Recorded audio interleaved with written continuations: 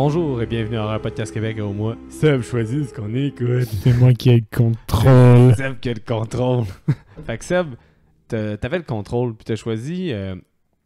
dans le fond, je pense que tu t'enlignais sur choisir des masterpieces contemporains que t'as pas encore vus parce qu'il y a comme quelques films qui reviennent souvent. Puis t'as choisi lequel? The Witch. Une chance, j'ai écouté le bon. The Witch. Puis la raison est simple, il était dans ma liste, ça faisait 2 ans. 2 ans, c'est quand même bon. Puis il était disponible un petit peu partout, fait que ça facilitait un petit peu notre travail. Naturellement, disponible un peu partout jusqu'au jour où on décide de l'écouter. À une semaine près, là. Où là, il devient comme plus accessible nulle part.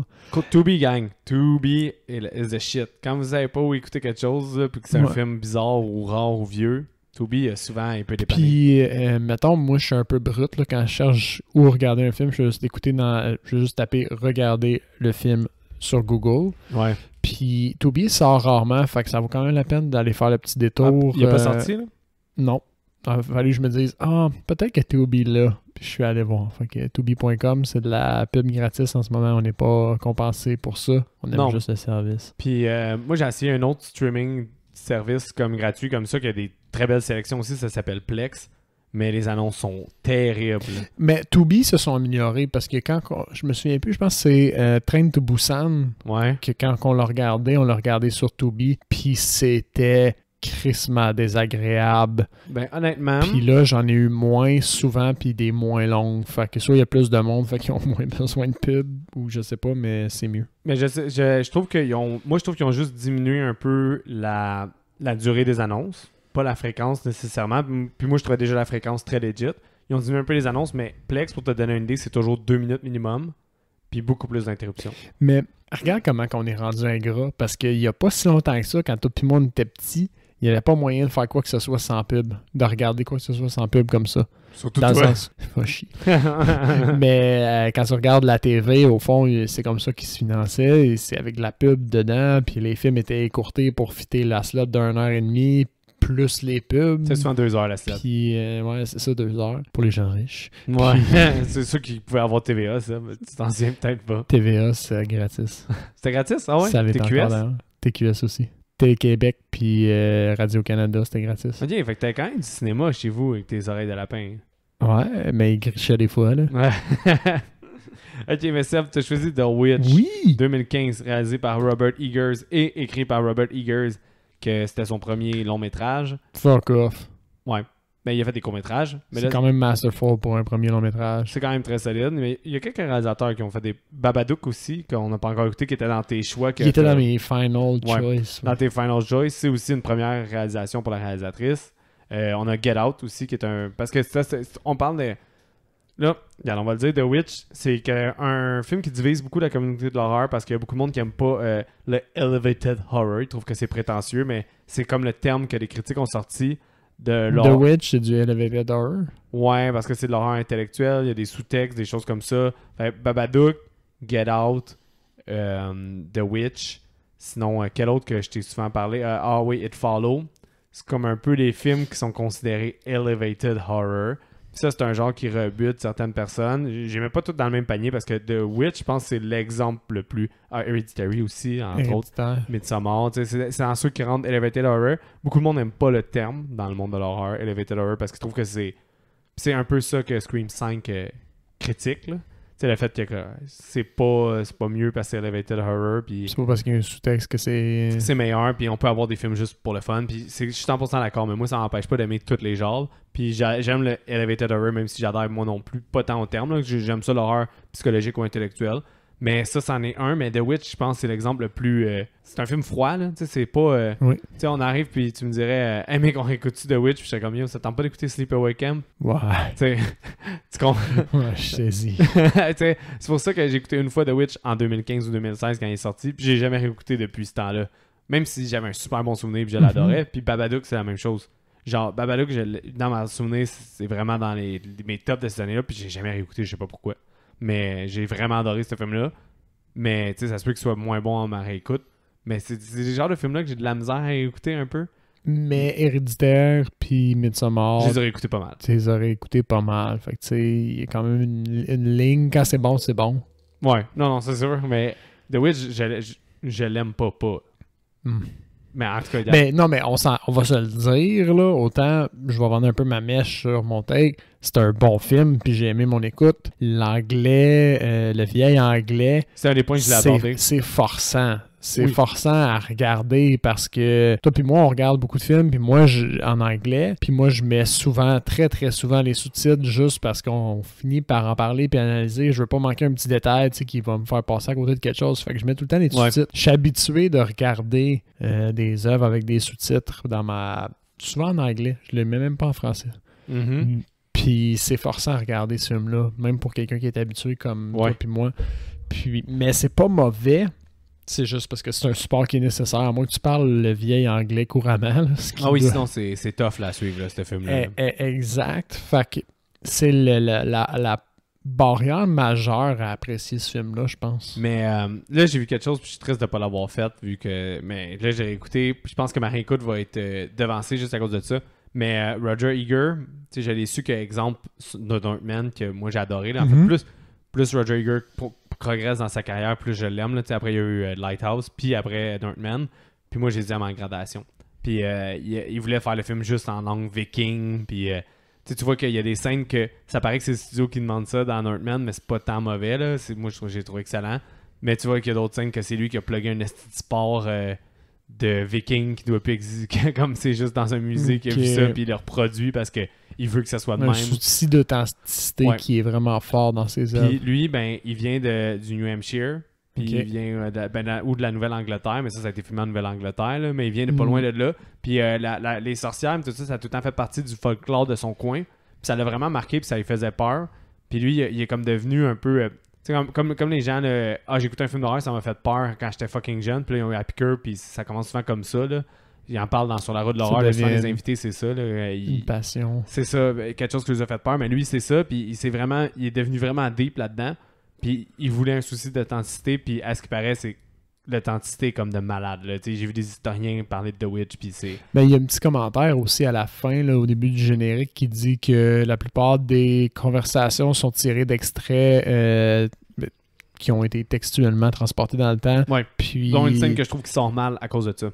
Laquelle? L'enfant possédé, Caleb, quand il dit son monologue avant de mourir. Ouais. C'est un petit peu too much, hein? C'est too much. Je trouve que le jeune, il a pas la maturité pour apporter ce texte-là, on dirait. Ouais. Puis ça m'a comme un peu... la scène, je la trouve vraiment bonne parce qu'il coupe tout le bruit, il coupe tout les chaos. On dirait que ça te prend. Puis là, après ça, le jeu de l'acteur, puis son espèce de jouissance, mais il est prépubère. Ça faisait comme vraiment bizarre. Puis on dirait qu'il savait pas qu'est-ce qu'il devait au niveau acter, d'être prépubère... C'est peut-être lui qui avait pas l'expérience pour l'acter, mais c'est quand même la thématique que lui est sur la bulle de devenir, je veux dire, un adulte, là, puis son attirance pour les femmes qui commence à se développer, son père qui l'amène à la chasse, c'est une preuve qu'il fait confiance au niveau de sa maturité. Il est comme sur cette ligne-là, un petit peu le personnage. Je trouvais que ça comme un peu awkward, puis je trouvais ça too much, puis on dirait que l'acteur avait pas comme la maturité pour me deliver quelque chose comme ça. Ouais. Ça m'a un peu sorti, mais effectivement, c'est bon que tu soulignes que c'est basé sur ces textes-là, là, mais ça, c'est un souci d'authenticité puis dans toutes ses recherches, puis ça transmet. Puis c'est pour ça que ce film-là, pour vrai, j'ai un énorme respect pour ce film-là. Le mood dans lequel il te met, en fait, tu sais, on est dans ton mois de choix. Je pense que Dagon est un bon comparatif, que c'est un film de mood. The Witch, ça va être tough d'en parler à 100%. Parce que j'ai l'impression que c'est un film d'ambiance. Ben, on va le dire comme ça, mettons. Dans ce film-là, il y a beaucoup de scènes qui sont un peu, je vais dire, quelconques. Ouais. Parce qu'ils viennent ajouter des informations puis des couches aux personnages. Puis nous autres, quand on en parle, il n'y a aucune style de valeur ajoutée à décrire la conversation entre la mère et la fille. Elevated horror. Puis on peut bien la refaire, la scène, toi puis moi, mais... c'est le setting, c'est la scène d'avant puis la scène d'après qui donne la valeur à cette portion de scène-là. Fait que au niveau... Nous autres, on traite plus des gros événements dans un film. Là. C'est plus comme ça qu'on réussit à passer au travers. Fait que j'ai l'impression qu'il va avoir une bonne valeur pour vous à l'écouter parce qu'on pourra pas passer au peigne fin l'ensemble des scènes. Là, ça vraiment pas. À moins que ça vous tente de vous endormir. Mais si vous écoutez le podcast pour ça, faites juste nous le dire. On va changer le j'ai comme l'impression que ça va vraiment aller à gauche puis à droite cet épisode-là parce que autre que d'en discuter librement sans parler de scènes fortes, ça va être très difficile. Fait que je pense que la discussion va continuer comme ça, pour vrai. Quasiment. Puis je veux juste avoir ton appréciation avant, là, parce qu'on l'a comme pas vraiment fait à 100%. Tu as un peu donné ta take, mais ton appréciation générale. J'ai vraiment aimé mon écoute. Ouais. Pour vrai. Je suis pas prêt à le réécouter tout de suite, mais c'est agréable. J'ai trouvé ça fresh. J'ai trouvé ça bien travaillé. Mais ça, on l'a déjà couvert. Mais sans être, je trouve, trop artsy-fartsy. Ouais, mais Je sais c'est pas comme... si tu comprends ce que je veux dire. C'est ça, ben c'est pas... je fais un... Même si des fois, il fait des shots un peu plus longues, c'est pas... Je fais un shot de 1 minute 15 pour montrer la beauté ou la sauvagerie de la forêt. Ben, il va montrer son plan, il va mettre de la musique fucked up, il va couper ça après 15 secondes, puis il va avoir autant passer son message de la froideur de la forêt ou de l'hostilité de leur environnement, autre que comme d'autres réalisateurs artsy-fartsy vont faire un plan de 2 minutes 30, puis t'es comme, OK. Le parfait exemple de ça, c'est quand le père il bûche. Ça traduit l'émotion du père. Ouais. Mais sans être une espèce de shot travaillé en débile de justement 2 minutes quelques qui va vraiment traduire là, dans son coup de hache toute sa rage. Ouais. Là, c'est pas ça qu'on a. On a un personnage qui a besoin de bûcher du bois pour faire survivre sa famille, puis on utilise ce shot-là comme transition vers une autre scène ou vers une autre péripétie. Puis ça aurait pu être plus artsy-fartsy, puis plus travaillé comme shot, mais ils sont pas comme ça. Fait qu'il joue vraiment sur cette ligne-là, puis moi je trouve ça bien, parce que s'il avait été un petit peu trop dans le lyrique, puis dans le gros symbolique un peu plus, j'aurais probablement complètement décroché, parce que ça aurait été juste trop lourd à suivre. Là, j'ai l'impression que j'ai une bonne compréhension de l'histoire, sans m'être trop gratté le coco. Ça, c'est quand même important pour moi parce que j'ai un tout petit coup. Puis le film, il dure 1h30, puis je pense que 1h35, je pense, avec le générique. Puis c'est quand même très appréciable, du sens où est-ce que pour un film aussi lourd, 2 heures, j'aurais comme j'aurais eu ma claque, là. Mais c'est ça, j'aime beaucoup les films fun. T'sais, on regarde un peu mes top à date, ben, quoi non, là, The Shining, c'est pas tout le monde qui considère ça fun, mais moi j'adore fucking Shining. Mais... admettons, je t'ai souvent parlé d'un American Wolf in London, c'est quand même très humoristique. Sinon, Evil Dead 2 qu'on a choisi, Army of Darkness, j'ai le goût de réécouter non-stop. The Witch, ma prochaine écoute va probablement pas être avant 5 ans. Parce que je me souviens que j'ai aimé ça, que c'est bon, là je vais le réécouter. C'est un peu ce genre de film. Comme une redécouverte. Là. Ouais, c'est ça. Que je me souviens moins des détails, fait que je vais me le retaper parce que je sais qu'il est bon. Mais je sais qu'il est lourd, mais c'est ça. C'est quand même une belle ambiance travaillée, là. C'est sombre, ça fait Halloween un peu quasiment. Ça fait très Halloween. Ouais. Moi, je trouve, là, la forêt sombre, le soleil brille pas beaucoup dans cette vallée-là. Là. C'est pas pour rien qu'ils réussissent à rien produire. Fait qu'en rentrant, mettons dans les détails, c'est une famille qui se fait un peu excommunier de sa communauté. Ouais. Dans le temps des premiers arrivants, là, on comprend qu'eux autres, c'est des immigrés anglais. Oui, ils viennent, c'est ça. Puis, ils décident de s'installer parce qu'ils se sont fait sortir de leur communauté. Ils décident de s'installer dans une vallée proche d'une forêt. C'est pour mettre en contexte l'époque, là, mettons, là, c'est considéré comme 56 ans avant le Witch Trial de Salem. OK. Puis c'est un peu le début du craze des sorcières. Là. C'est un peu le setting que le réalisateur choisit pour installer ça. Je sais pas si c'est arrivé en même temps que l'Inquisition espagnole. Ben, c'est peut-être. Salem puis l'Inquisition. Il me semble que l'Inquisition, c'est avant, plus tôt. Je pense. Ouais, c'est pas mal plus tôt. Je pense que c'est avant. Fait en tout cas, eux autres, ils ont de la misère à bâtir quelque chose sur leur terre. En gros, ça pousse pas bien. Puis on se rend compte au fil des interactions que le père, c'est pas vraiment un fermier, mais c'est pas vraiment un chasseur non plus. Puis c'est un gars de valeur. Il est parti de la communauté à cause de ses valeurs, puis sa fierté, puis ses principes. Il a quitté une communauté quand il était pas apte à partir de lui-même. Exact. Mais là, ils blâment, eux, des facteurs extérieurs pour essayer de justifier l'échec de leur genre d'excommunion, auto-excommunié. Là. Exact. Mais c'est ça, il y a plein des affaires intéressantes. C'est juste que je sais pas par où aller parce que c'est un film de mood, je trouve un peu. Ben, mettons qu'on commence, ils se font excommunier, bon, blablabla, ils s'installent, puis on suit principalement la fille, Thomasine, et puis son frère, Caleb. Fait que la fille se fait demander de garder le bébé, le plus jeune, au fond, le nouveau-né. Puis elle va sur le bord de la forêt pour jouer à peekaboo avec. Puis à un moment donné, quand elle enlève ses mains de devant ses yeux, le bébé a disparu. C'est le début, au fond, de la mort. Puis on se rend compte, selon des séquences, que c'est une sorcière, la sorcière du bois, qui l'aurait pris le bébé, puis qui l'aurait tué, éventré et s'est baigné dans son sang. Ouais, ben, les âmes, parce que lui, il a pas pu être baptisé aussi. Oui. Puis ça serait comme quelque chose d'attirant pour tout ce qui est Devil's Worshipper. Fait que Exact. Fait, tu sais, donc Black Phillip, qui est peut-être le diable au final. C'est pas clair si c'est le diable ou pas. Non, c'est très clair. Ouais, tu trouves que, ben, je sais pas, on dirait que sa personnification, je m'attendais à un diable plus intense, mais c'est cool, là, il est sombre, puis...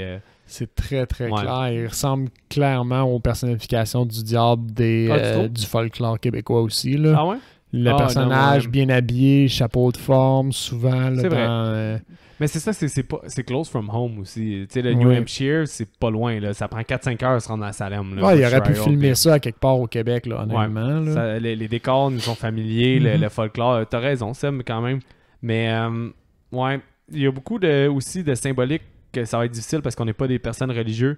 Mais déjà, juste les noms, on sait qu'il y a beaucoup de Caleb, c'est un personnage de la Bible. Mm-hmm. Il y a d'autres personnages alentour. Thomasin, je suis pas certain. C'est ça, Thomasin, je sais pas, mais il y a beaucoup d'autres personnages qui l'ont, puis il réfère souvent à Dieu. Oui, en fait, la foi du père, c'est quelque chose d'important là, qu'il essaie d'inculquer à ses enfants. Fait que ça, sa foi à lui est challengée.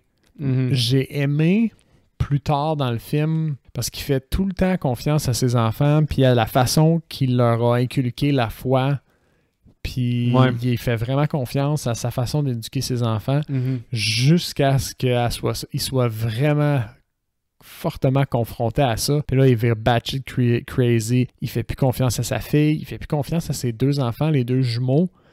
Il les enferme pour essayer de protéger sa famille tu sais, comme il a raison au final parce que ses enfants sont vraiment possédés. Les jumeaux. Les jumeaux. Mais le fait est que, rationnellement parlant, son comportement, justement, il est irrationnel dans le sens où lui, c'est une personne rationnelle, mais il a la foi. Puis il se dit, j'ai élevé mes enfants, c'est sûr qu'ils parlent pas au diable, jusqu'à temps qu'il soit vraiment confronté à ça. Puis là, il panique. Puis il fait comme...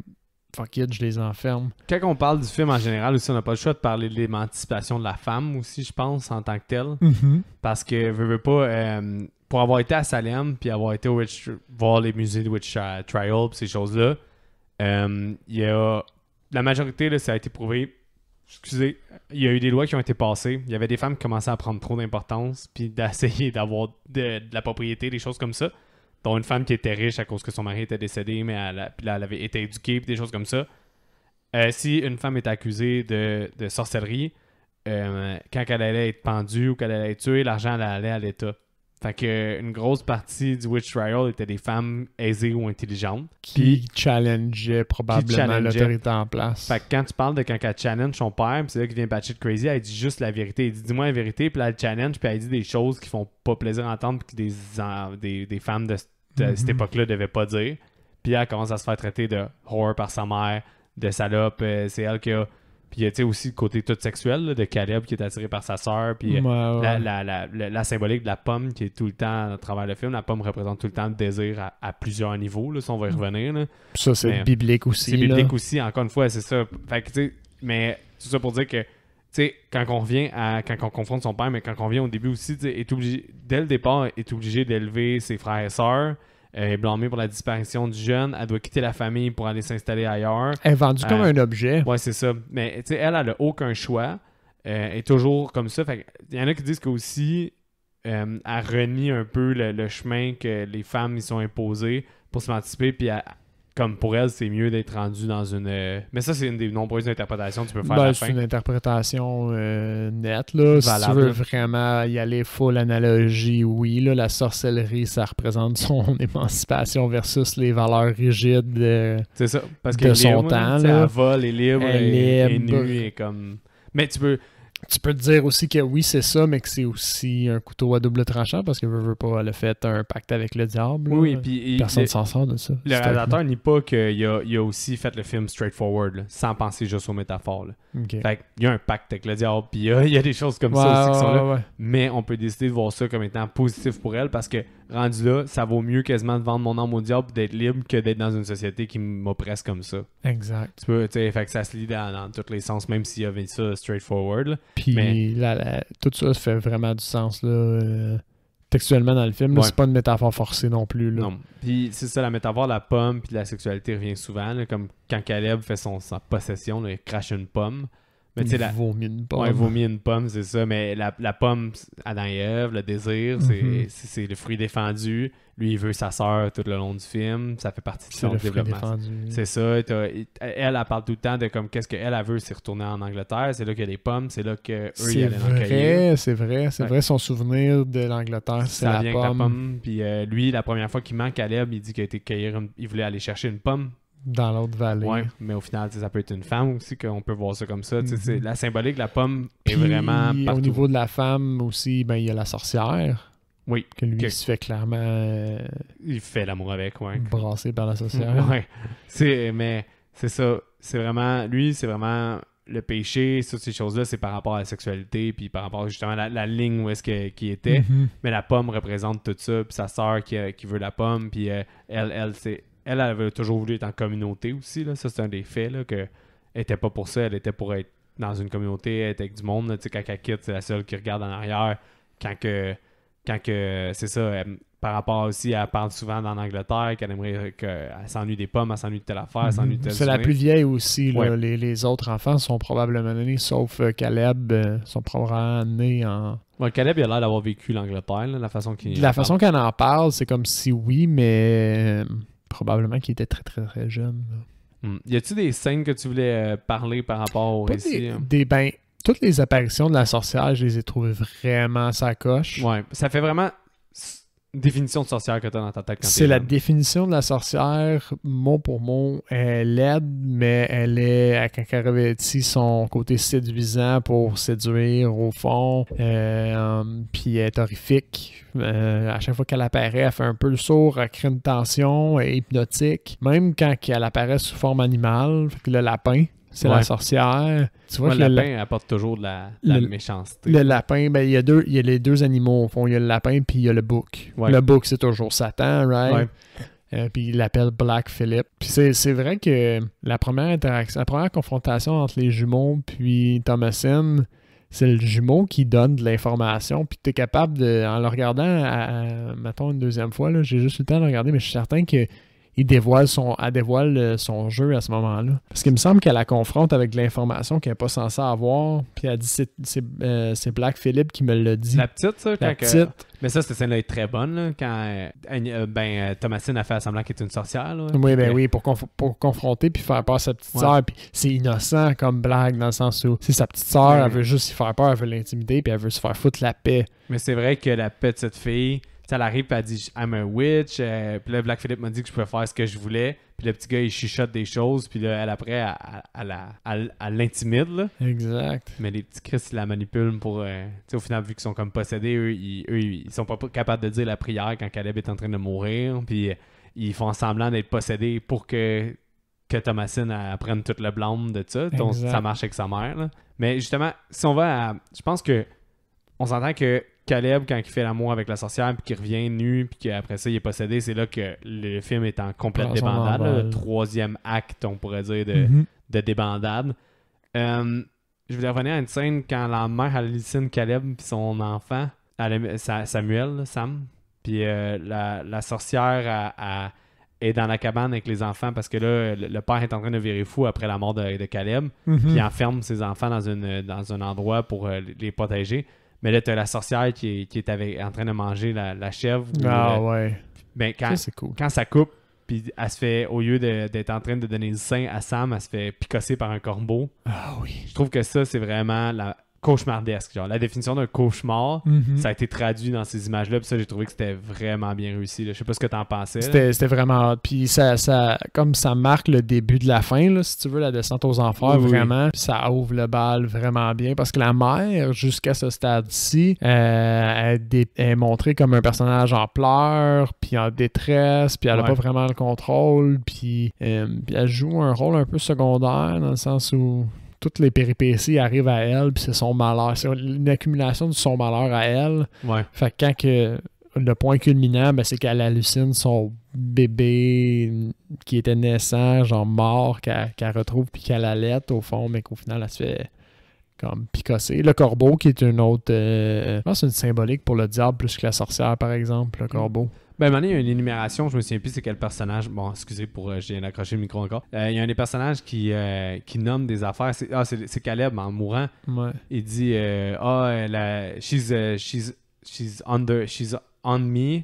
Puis après ça, il dit she's a crow, puis là, il nomme plein d'animaux, Ouais. dont le corbeau, justement. Je pense que le seul, mettons, personnification de la sorcière qui est pas vraiment présent dans le film, c'est le chat noir Ouais, c'est vrai. qu'on associe. No cat. No black cat. No Black Cat. Ouais, ça c'est vrai. Puis bon, la chèvre noire, le diable, celle-là est assez straightforward. Là. Oui, bien souvent, quand on pense au rituel satanique, c'est un peu ça. Là. Toujours une tête de bouc. On passe à Ready or Not dans ta sélection aussi. Mhm. Il sacrifie des chèvres, la famille. Oui. Puis, Ouais. spoiler pour l'autre spoiler de film. Spoiler de spoiler. Mais sinon, Cross spoiler. le reste de la débandade, y a-tu des affaires que t'as vraiment pas aimé ou aimé dans la... Ben, quand que le père se lève puis que la chèvre est déchirée en deux, là, Ouais. la chèvre que la sorcière sorcière était en train de s'abreuver de. Ouais. Tout ça. Je m'attendais pas à ce que le père se fasse butcher comme ça par Black Phillip. Ça va vite, hein? Ah ouais. Puis par la personnification de l'image, je m'attendais à ce qu'il meure, le père, mettons, mais par ses fils ou par une hallucination, mais pas directement de la part... C'est vrai qu'un récit de plus l'animal. classique, on dirait que ça aurait été quelque chose Ouais, d'autre ouais. que Puis Black Phillip, ça aurait tout le temps resté en arrière, un peu comme Exact. la Puis manipulation de ça. On aurait vraiment eu droit à une scène de manipulation puis une scène d'hallucination pour utiliser d'autres puis créer une tension. Puis là, c'est pas ça pantoute. C'est genre le père sort, réalise que c'est la débandade puis il se fait défoncer par un bouc. Ouais. Ah oui, c'est vrai. Sinon, la scène suivante, quand Avec la quand le diable commence à parler à Thomasine, C'est pas là. c'est plus tard? C'est avant beaucoup elle plus tue sa tard. mère. Ouais. Parce qu'il se pogne. Puis après ça, son père, il meurt. Elle essaie d'aller le voir. Mhm. Puis là, la mère, elle saute dessus. Puis là, Thomasine a réussi à pogner le couteau. Puis elle slice un peu la face. Puis là, à partir de quand elle est coupée, elle l'étrangle. Fait que là, pour pas mourir, elle la poignarde à mort. Puis après ça, elle s'en va. Après ça, elle va voir la chèvre. Elle ouvre une chandelle. Puis elle s'en va voir la chef. Puis elle dit parle-moi comme t'as parlé aux jumeaux. Black Phillip, ça c'est bon. Là. Puis moi, c'est quand il commence à chuchoter, là, j'ai décollé. Là. C'est satisfaisant. C'est vraiment hot. C'est Ouais. vraiment hot parce qu'ils ont tenu le silence comme juste assez longtemps pour que tu dises OK, fuck, elle était folle. Puis là, il commence à y répondre puis à y chuchoter. Là. C'est magique. C'est vraiment crissement bien fait. Ben honnêtement, les gros points de ce film-là qui font que c'est un film que j'aime, parce que sinon la lourdeur m'assomme un peu, c'est toute cette partie-là en fait. À partir de quand que justement elle tue sa mère, là, toute la partie que Thomasine est tout seul, là, puis jusqu'à la fin, c'est du gros, genre quasiment du 10 sur 10 pour moi. Là. Ouais, genre ouais. j'adore. C'est le crescendo, là. Puis j'adore tout ce qui se passe, j'adore la genre de fin ouverte, j'adore tout. Pour vrai, c'est que la finale, là, moi c'est une des scènes qui m'a le plus marqué dans un film d'horreur que j'ai écouté. Puis j'adore encore une fois, je l'adore. Là. C'était vraiment imprimé, là, même si ça fait 6 ans, 7 ans que j'ai pas écouté le film, c'était imprimé dans ma mémoire. Puis j'aime vraiment la fin, puis ça fait que ça... Pas que ça sauve le film, parce que je l'aurais quand même aimé, mais je l'aurais pas autant aimé que ça. Si c'était pas de toute cette séquence-là. Ça renforce ton cheminement, au fond. Ben Black Phillip, quand il parle, je suis d'accord entièrement avec ce que tu as dit, c'est pour ça que... Puis il y a plein d'éléments aussi, là. J'étais pas prête à le voir sous forme humaine non plus. Ouais. Déjà qu'il chuchote, qu'il communique. Ça fait le saut quand tu vois la main apparaître sur son épaule. Ouais. Ça commence juste avec ça, là. La Oui, main c'est qui ça, apparaît, puis puis c'est après, tu vois la silhouette. La silhouette de l'homme qui passe. Puis il y a une belle tension dans cette scène-là parce que tes attentes... T'as aucune attente, au fond. Rendu là, t'es comme juste... OK, mais qu'est-ce qui va se passer par la suite? Puis, j'ai l'aide un peu d'Internet, mais il voulait aussi pogner la mère. Parce que quand il allait ses hallucinations, Caleb lui parle d'un livre qu'il faudrait qu'il lui fasse lire puis qu'il lui fasse voir. Puis là, quand Thomasine a l'hallucination, il dit « J'ai un livre à te montrer. » Puis là, il faut qu'elle signe. Puis elle dit « Je sais pas comment écrire. » Puis il dit « Je vais guider ta main. » Mais là, encore une fois, dans l'émancipation, il donne un peu tout ce qui est du savoir. C'est le savoir, ça a tout le temps été quelque chose qui était pas correct pour la religion si tu voulais avoir tes personnes qui te suivent. Là, parce que s'ils apprennent trop, ils peuvent se rebeller. Exact. Fait que, tu sais, c'est un peu... Tu peux voir ça d'une autre façon. Là. Je suis pas satanique, mais en même temps, c'est comme s'il donnait pas des choses négatives. Ouais. Mais le livre de Satan, mettons Oui. que c'est pas un recueil de doux, là. Ouais, non, ça c'est sûr, là, mais regarde... Mais... Moi, je trouve ton analogie sur le savoir un peu tiré.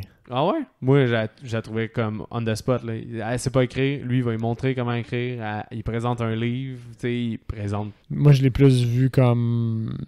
Au final, c'est la même gamique, c'est juste une personne différente. Ah oui, ça peut être ça aussi. Dans le fond, que c'est Comme... une autre secte comme une autre, mais là, c'est... Tu peux le voir. En fait, la réalité de la sorcellerie, c'est que son émancipation, c'est un leurre aussi, là. Oh. C'est une autre façade. C'est un autre secte, au fond. Juste un différent dieu. Ouais, effectivement. On peut voir ça de même. Ça, c'est ton côté encore négatif. C'est mon côté, c'est comme, ben oui, mais je vais être bon pour toi. Regarde, je vais même écrire pour toi. Il lui apporte rien vraiment de mieux. Il s'apporte quelque chose à lui beaucoup plus qu'à elle. C'est vrai qu'il va plus apporter, mais si au moins, c'est que tant qu'à être sûr d'être dans la marde, aussi bien avoir un peu plus. Je sais pas. Tant qu'à être dans la marde jusqu'à part de sa tête, j'aime mieux en avoir jusqu'au cou, je sais pas. Mais c'est vrai que je suis plus d'accord avec le fait que la symbolique de la fin, ça lui permet de l'émanciper. Ouais. Mais c'est pas parfait. Non, ben, c'est pas parfait. C'est sûr que c'est pas parfait, là, quand même. Ouais, c'est le diable, là. C'est ça. Plus d'un tour dans son sac. Hein. Mais on est arrivé à la fin, justement. Là, son acting à la fin, là, c'est là que tu vois être... masterful. Ouais, t'étais comme, ok, je comprends pourquoi maintenant c'est rendu une coqueluche d'Hollywood. Là. Mais moi, je l'ai découvert dans ce film-là. C'était pas mal son deuxième film, / premier, le Grand Hall. Moi, je pense que je l'ai vu plus dans... La première fois où je l'ai vraiment remarqué, c'est dans Split. Ouais. Ben, Split, c'était pas longtemps après. C'était 2017, ouais, jeune, hein, dans Split, quand même. 2017, je pense, c'était Split. Puis sinon, c'est dans le truc d'échecs sur Netflix. Je l'ai pas encore vu, ça, d'ailleurs. Oh, tu manques quelque chose, c'est quand même nice. Trop de hype, on dirait que ça me fait débarquer, moi. Ah ouais? Moi, quand il y a trop de hype, je fuis. Mais, ouais, mais supposant que c'est excellent. Mais, tu sais, elle joue dans The Northman, puis je l'ai trouvé malade dans The Northman. Tu sais, c'est encore mon film préféré de 2022 à date. Là. Il m'en reste beaucoup à écouter. Là, mais... J'ai encore des... je l'ai toujours pas vu, moi. Ouais, mais... Un gros projet que j'ai pas vu au cinéma. Northman, c'est excellent, là, mais Lighthouse, c'est un autre film qui était très accessible. Là, je sais plus s'il est sur... Il était Prime avant? Ouais, là, je pense qu'il est plus Prime, mais il est peut-être Netflix. Je sais plus il est où, mais Lighthouse, si t'as l'opportunité, c'est... je l'ai eu pendant longtemps. Surtout maintenant que t'as écouté The Witch, on dirait que c'est un film en noir et blanc, Robert Pattinson puis William Dafoe tout seul. Tu te dis, oh my god, ça va être d'une lourdeur encore une fois. Mais non, il y a une grosse touche d'humour.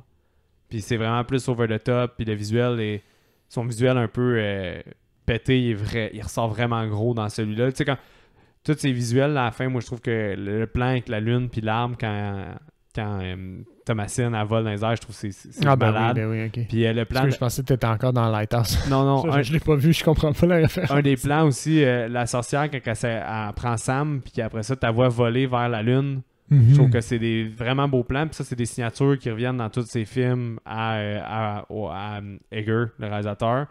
Puis je trouve que dans Lighthouse, c'est vraiment son film le plus drôle, là, puis quasiment le plus accessible, même s'il est pas tant accessible, là, mais... Il est pas tant accessible parce qu'il rebute à la porte. Mais... C'est comme, je vais-tu vraiment regarder un film en noir et blanc avec un duo de personnes pris dans une... Puis en 3/4, me semble, la caméra aussi. Là, ouais, weird, ouais. Puis, fait que probablement que sa plus grosse barrière est à la porte. Là. Mais c'est vraiment bon. J'imagine qu'un coup qu'on le commence...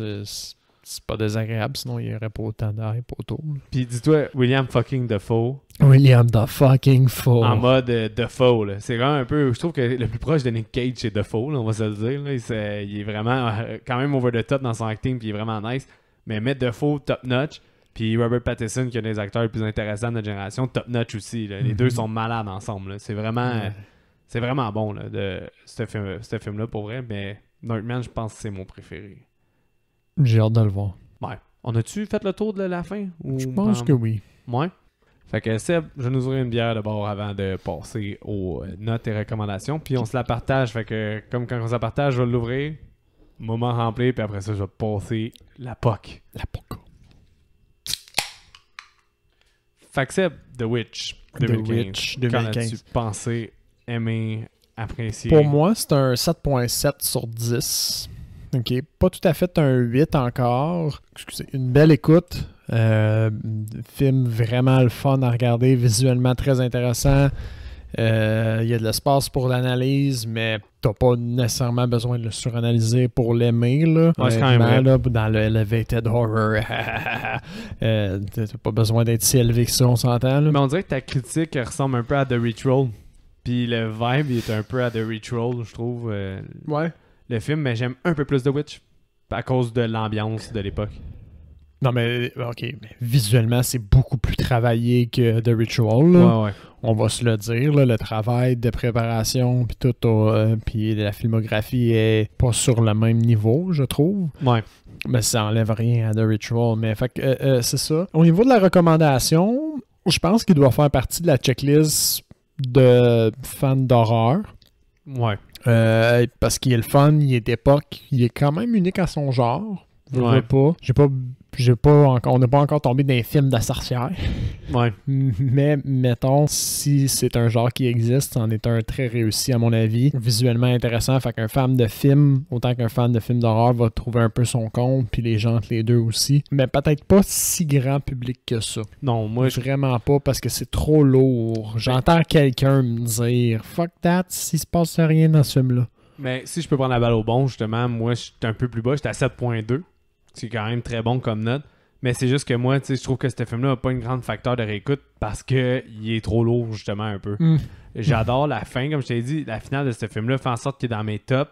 Mais enlève la finale aussi bien pensée puis autant rewarding, là. J'ai pas le mot en français, mais... C'est qu'au niveau de divertissement, il est là, mais il est différent. C'est pas comme un film que tu vas avoir envie de regarder non-stop puis qui va avoir cherché la fibre addictive chez toi. C'est un film projet. Tu le regardes, t'as ton bonbon, puis t'es capable de passer à autre chose puis de dire comme je l'ai regardé, j'ai adoré, puis voici autre chose. Ouais, mais c'est ça. Mais moi, à cause de tout ça, on dirait que la valeur de réécoute est moins là. Je trouve que le film a un peu trop de lourdeur, là, malgré tout. Mais tu sais, j'adore l'ambiance travaillée. J'adore le fait que de folklore un peu. Moi, j'adore le Witch Trial. Là. C'est pas pour rien que j'étais à Salem. J'ai été me renseigner là-dessus. Ça a toujours fait partie de ma curiosité depuis que j'étais enfant. Là. J'ai toujours aimé cette thématique-là. Puis je trouve qu'elle est bien rendue dans ce film-là. Comme tu as dit, les visuels sont super bons. Il y a de l'interprétation. Ce film-là, théoriquement, est censé être plus élevé. Mais je pense que en perspective, à cause que je suis le réalisateur puis j'ai beaucoup embarqué à The Witch dès le départ, mais que là avec The Lighthouse puis j'aime mieux sa signature puis sa maturité en tant que réalisateur. Il a mûri un peu dans ses autres œuvres, tu penses? Ouais, puis je trouve que moi je les apprécie plus là. J'aime son blend un peu de quasiment comme populaire puis arthouse beaucoup en même temps. Ça fait un beau mix que je trouve vraiment intéressant là, puis en tout cas je trouve qu'il est trop lourd puis il se réécoute mal, mais tout le reste c'est très bon. Sauf qu'en même temps, c'est cette lourdeur-là qui lui donne sa valeur de base. C'est ça. Fait que... Ben effectivement, c'est un peu paradoxal. Mais quand on dit ça comme ça, on entend quelqu'un nous dire « J'aime pas ça, The Witch, il se passe rien. » Ben, cette personne-là n'a pas tout à fait tort non plus. Ouais, ben c'est ça. C'est pour ça que moi, c'est vraiment... C'est pas haut dans mes recommandations, personnellement. J'arrive pas à quelqu'un me dire « Écoute, The Witch, is the shit. » Tu choisis la personne à qui tu recommandes ça. C'est très recommandable aux personnes que tu sais qu'ils n'ont pas de la misère avec les slow burn ou qu'ils n'ont pas de la misère avec des films, on va dire, étrangers ou des choses comme ça. Quelqu'un qui se nourrit juste de films, puis, regardez, on juge personne, mais de films populaires, puis de sorties de la semaine avec, parce que Channing Tatum est dedans ou je ne sais pas trop, j'y conseillerais pas The Witch. Je suis... D'accord sur tous les points. Oui. Le recast, c'est très difficile. J'en ai juste 2, mais je les trouve très bons, mes recasts. Moi, j'en ai 2 à chier, fait que je vais juste y aller. Ouais, vas-y. Je vais juste cracher ça de mon système. Le premier, au niveau de sa face, il me faisait penser à Robert Englund. Ok, mais le premier... mon premier recast. Ok, Le père. parce que je pensais que t'avais pas nommé la personne, puis j'étais censé savoir. Non, Ok, mais le père, au niveau de sa face, il me faisait penser à Robert Englund. Je comprends. Juste au niveau de sa face. Au niveau performance, le père est incroyable. Sa voix C'est drôle qu'on ait mélangée pas avec parlé de la le voix. mix comme porte le film. Mais mon recast est voix et visage. Oh wow! Vas-y donc voir. C'est Alan Rickman. Puis Alan Rickman, c'est Snape dans Harry Potter, qui a une des voix les plus graves ever, puis qui aurait été... Solide pic. Solide pic. Je sais. Je l'ai trouvé bon quand je l'ai pogné. Sinon, moi, la mère, j'ai Helena Bonham Carter. Oui. Classique. Elle fit. Elle fit dans les films sombres, là. Elle fit dans les films sombres. Elle fit. Mais Harry Potter recast. Je l'ai pas recasté comme la sorcière.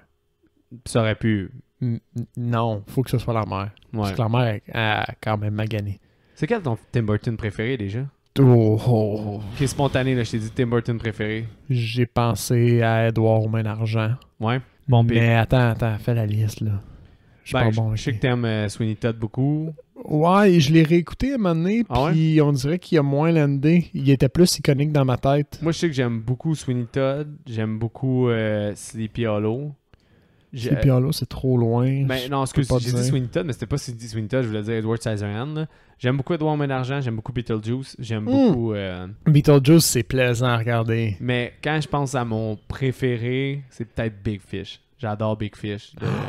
Oh mon Dieu, j'avais oublié Big Fish. Ouais, j'aime beaucoup Big Fish. Oh my fucking là, je suis tellement dû pour le réécouter. J'ai vraiment adoré ce film-là. Ouais, c'est vraiment bon pour C'est bon pis c'était touchant. Ben c'est ça, c'est touchant, mais c'est le bon mix de c'est ça, là, de fantastique de Tim Burton, mais sans être trop over the top, parce que tu sais, des fois, justement, le défaut peut-être de Sweeney Todd, c'est que c'est trop Tim Burton par bout. Puis on s'entend, Tim Burton n'est pas vraiment reconnu pour ses films avec les personnages qui viennent te chercher. Là. Non. Des histoires poignantes, mettons. Ben, Ed Wood, c'est vraiment bon. Là. Ça vaudrait une réécoute pour toi. Là, L'as-tu vu, Ed Wood? Je sais pas, mais c'est un cinéaste. C'est Johnny Depp. C'est vraiment bon. Là, pour bref, c'est une biopic, mais qui a vraiment bien réussi. Je pense que non, là. parce que... Mais, c'est pas Charlie à la chocolaterie, hein? Mais c'est parce que quand on parle de elle, on parle de Tim... C'est Tim Burton qui vient en tête de tout le monde en même temps.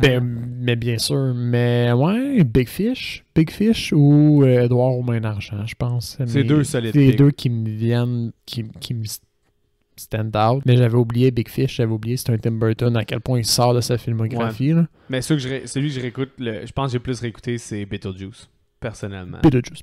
Ouais. Ça serait un bon pic pour le podcast aussi.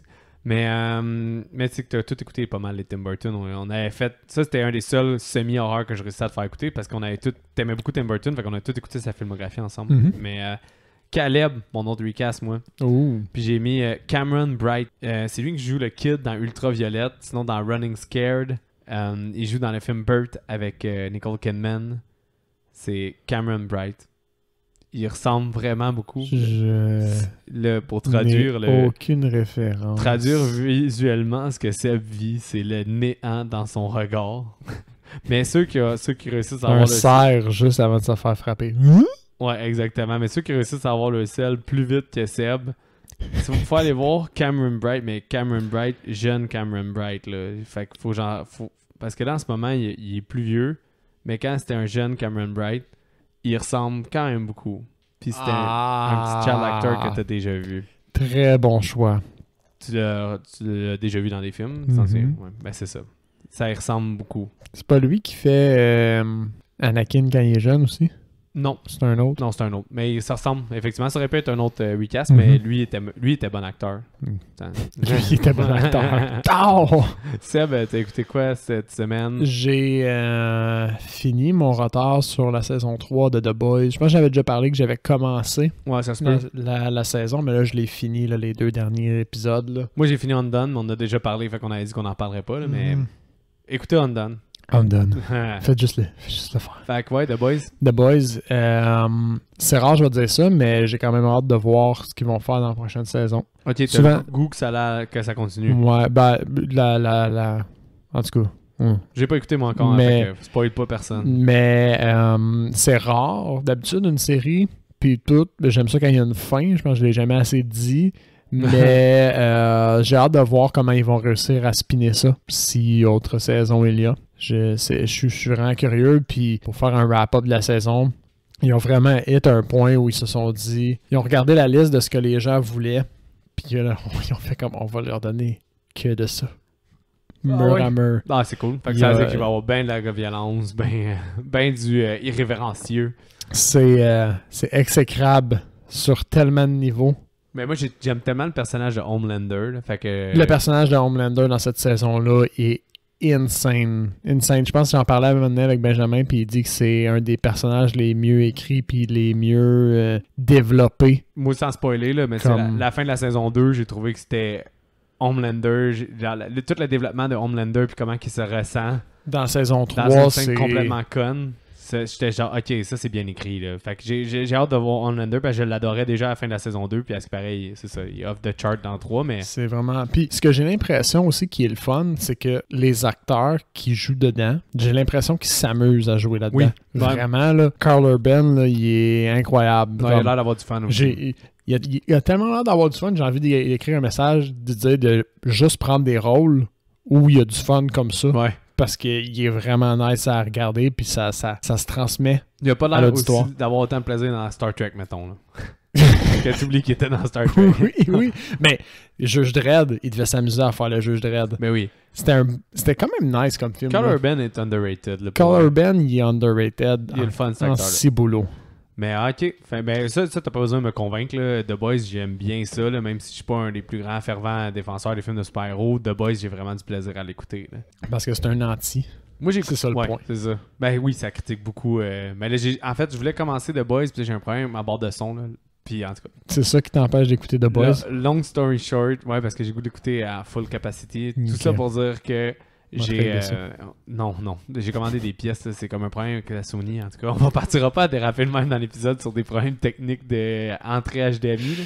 Mais tout ça pour dire que j'ai écouté les premières minutes, j'ai vu que ça commençait avec un film de super-héros, puis ça me faisait bien rire là. Fait que avec Charlize Theron, j'étais comme ça va être bon. Mais moi j'ai écouté bien des affaires, fait que je vais choisir qu'est-ce que je décide de te parler. J'ai écouté Bill and Ted. Je sais pas si t'avais écouté les Bill and Ted Face the Music, c'est Keanu Reeves avec ses amis. Non, j'ai jamais... je sais de quoi tu parles, mais je les ai jamais regardés. Moi, j'avais plusieurs scènes d'eux, puis ça me piquait tout le temps ma curiosité, parce que j'ai l'impression que ça parlait de Seven Seal, là, de Berman, là, parce qu'ils sont visités par la mort. Puis il y a une scène qui fait une référence à ce film-là au complet, là, dans Bill and Ted 2. Puis j'étais sûr que le 2 était le meilleur pour X raison, mais ce film-là, pour moi, c'est... Le premier était agréable, là. C'est deux espèces de hairheads, là, des épais. Là. Ouais. Ils pensent juste à leur musique, mais là, ils se font visiter puis ils se font dire que leur musique va changer le monde de plus tard puis qu'ils vont unir les gens avec leur musique. Puis là, ils sont comme « Oh, dude! Wow! Thanks, dude! Party on! » C'est ça. Mais c'est tellement inoffensif, ça fait du bien, ce film-là. Dans le sens que ils voyagent, là, puis là, un moment donné, ils vont chercher, on va dire, Beethoven. Puis il n'y a pas de scène où que Beethoven se pose des questions sur qu'est-ce qui se passe ou n'importe quoi. Ils vont le chercher, ils le ramènent dans une autre époque, puis là, il est rendu dans l'escouade pour aller chercher d'autres personnages historiques. Genre, parce que le but du film, dans le fond, au fond, c'est que c'est ça, mais c'est que là, ils se font genre aller dans le il y a du monde dans le futur avec une machine à voyager dans le temps qui lui dit si vous passez pas votre examen puis vous coulez, ben vous pouvez pas être un Ben parce qu'il y en a un qui s'en va à l'école militaire, genre. Fait qu'il lui dit on va vous donner la machine pour que vous voyagez dans le temps puis apprenez sur l'histoire. Là, eux, ils s'en vont apprendre sur l'histoire en voyageant dans le temps, mais c'est vraiment le fun, c'est vraiment drôle. J'ai aimé ça que le film se pose aucune question d'être accurate, puis malgré tout, il y a quand même des idées super bien pensées par rapport au voyage dans le temps, mais que ça reste que... tout le reste, posez pas de questions, mais quand on dit ça, cet élément-là, il y a le fun, puis allez-y avec. Mais je trouve ça cool que... parce que là, on est rendu avec les multiverses, toutes ces affaires-là, puis les voyages dans le temps, c'est pris full au sérieux, puis c'est tout le temps de te donner une explication sérieuse. Puis je suis moi-même vraiment un sucker pour un bon film de voyage dans le temps, là. Comme d'essayer de trouver la mécanique qui est spéciale à ce film-là, puis de la faire cadrer selon les règles de ce film-là. Ben, j'adore tout le temps. Là. Avec Bill and Ted, c'est qu'ils font vraiment ça le fun. Il y a des affaires qui sont logiques, puis qui sont le fun, puis ils se battent pas des détails, puis même à ça, c'est que des fois, tu vois des... c'est parce que il y a des scènes tellement intelligentes tu vois que c'est écrit par du monde intelligent qui font juste être cave pour le fun parce que c'est drôle d'être cave parce que tu sais le moment donné ils disent oh Socrate, tu sais ils modifient le nom de Socrate puis là ils modifient ses quotes puis ils modifient le sens de comme qu'est-ce qu'il veut passer comme message Fait, c'est vraiment... Il y a quand même du travail Oui. au fond qui est fait, là. J'ai vraiment aimé le premier. Le 2 était un peu décevant parce que j'avais des attentes par rapport à ce que j'avais vu avec la mort, mais j'ai quand même eu du plaisir. Les références cinématographiques, le film il est vraiment plus over the top. Il est pas à la hauteur de ses idées, puis ils ont été ailleurs, parce que j'apprécie vraiment pour une suite. Puis le 3, ben, il était pas nécessaire. Là. Moi, les films où est-ce que ils ont 2 filles, ben, ouais, le 3 était fait 20 quelques années plus tard. Là. Ah, ok, moi c'est lui, je pense que j'ai vu des extraits. Ouais, je pense que t'as vu, mais c'est ça, ils ont 2 Avec filles. Samara. That's ça. Ouais, mais tu sais, c'est que les filles, c'est des mini-eux. Fait tu sais, moi, peu importe que ce soit une fille ou un gars, mais quand les personnages ont des mini-eux, puis là, t'es censé trouver ça drôle d'avoir des mini-eux, puis il y a quand même des bonnes scènes, là, parce que quand ils voyagent dans le temps, ils croisent différentes versions d'eux autres à travers les années pour essayer de les amener vers le droit chemin, là, parce qu'ils veulent trouver la chanson qui va unir tout le monde. Ah oui. Fait là, à chaque fois, ils vont avoir des versions plus vieilles d'eux autres, ben, ils sont toujours, ça dérape, là. Fait là, une année, ils sont en prison, mais ils sont tous, genre, Keanu Reeves, puis son ami ultra pipé, mais Ultra abusé, buff, ouais. puis dégueu, là, tu sais, mais c'est comme too much, là. C'est vraiment fait parodique, là. C'est drôle, là. C'est juste, c'est cocasse, mais le film était pas nécessaire, puis il est trop usiné un peu, parce que, c'est ça, ça me gosse quand c'est trop usiné un peu, mais il était pas mauvais en tant que tel, là. J'ai pas trouvé ça extrêmement, mais pour Bill and Ted 2B, encore une fois, là, le premier, je pense que t'aimerais ça, là. Ouais, quand même, man. Nice. Tu peux y aller pour le mot de la fin, je te laisse faire. Fait que, comme d'habitude, un petit like ou un partage si vous aimez ce qu'on fait. Un petit like supplémentaire parce que j'ai le contrôle ce mois-ci, Oui. right? Puis si vous avez aimé que ça s'appelle Le Contrôle, ben c'est sûr, parce qu'on a choisi juste des bons films à date. Ouais, je me suis quand même gâté. Ben vous pouvez le dire, là, puis je vais lui donner un autre mois de même, là. Pas de pression.